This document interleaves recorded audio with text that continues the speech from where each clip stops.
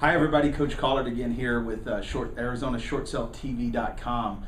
We're here for you. We're here to educate the community, the homeowners, the buyers, the investors, the home, the sellers, anybody. I mean, tenants too. What about tenants? Even tenants. Yeah, even tenants. This would be great for tenants. Yeah. In fact, we've got a couple of questions today that came from yesterday's post, which was August 4th, and they came from Christin. So, Christin, we appreciate you. We're gonna maybe send you a gift or a book or something because you're the first person to reach out to us as the consumer. We really appreciate that. So, Christin's question was, Coach, what do you mean by doing it non-agency? In yesterday's Wednesday, August 4th video, I mentioned some things how I used to buy properties non-agency or before I was an agency. And what I mean by that is I mean non-real estate licensed. When I used to buy and sell properties in a non-agency format, it meant that me personally didn't have a license. And so I was a non-agent, non-agency, the agency of real estate.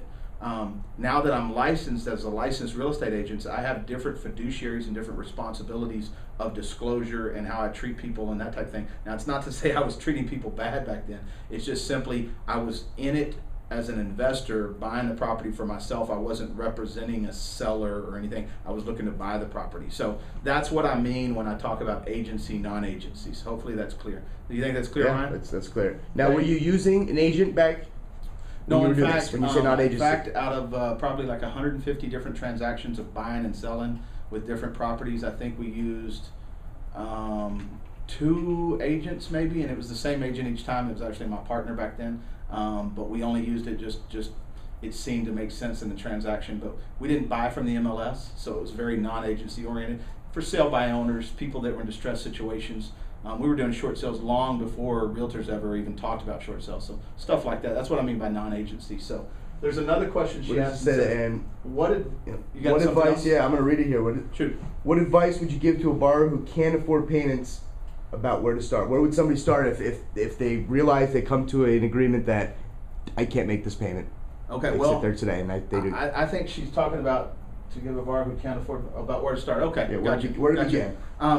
The place to begin is start asking questions. You need to go see, in fact, come see us. Call ArizonaShortSaleTV.com. Start asking some questions. We've got a flow of questions that we're going to ask you to identify the true status of things, because I can't afford payments means something different to you, Ryan, than it does to me, yep, and different than the next 6 people that walk by. So there's, instead of interpreting vocabulary, let's go ahead and dive in and see what the real situation is. Sometimes a person may be tight and they think they can't afford things, but maybe there's some alternatives for them.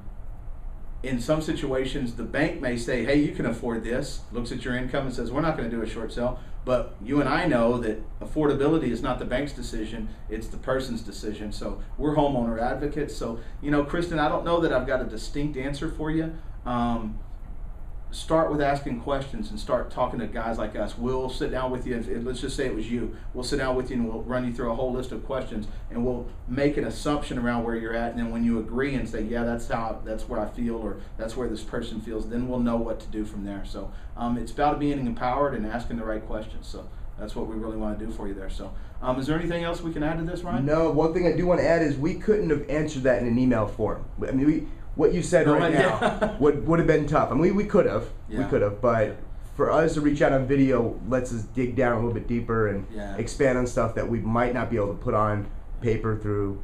Yeah, knowing me and my right brain, I would have crushed that from a grammatical standpoint. So, you did mention something a while ago too, even about tenants and things like that. So let's take it from the tenant's point of view. If a new borrower is looking in the community and they're saying, hey, I can't really afford to buy right now, well, that's not true. There's a lot of people that think they'll never own a home, and right now is probably one of the better times ever to buy a home. Interest rates are low, prices are low, and if you qualify for a mortgage, you're going to get all the right things, so to speak. So you get a great deal. You could probably buy, I would say even I'm estimating here, so don't quote me, but $110,000, maybe $120,000 property with the really low rates right now, maybe even $140,000. And you can have your monthly payment with taxes and insurance and even mortgage insurance if you got an FHA loan. You can have it for $750, $800 a month, which might be less than you're paying for rent. And instead of a 2.2 at $800 a month, You might have a 3-2 with a yard and a community you want for maybe $800 a month or $750. And when he says 2-2, 2-bedroom, 2-bath. Right, like the apartment style. Sure. There's not a whole lot of 3-2 apartments out there. There's some, but those are generally $1,200-1,300. You can buy a 3-2 bedroom home for not a lot of money down at a great value.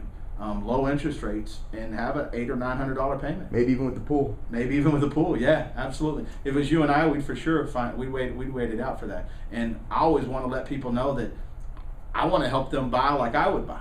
And so we're going to give you strategies on not getting sucked into the excitement of the market, but have a strategy to buy from an empowered place.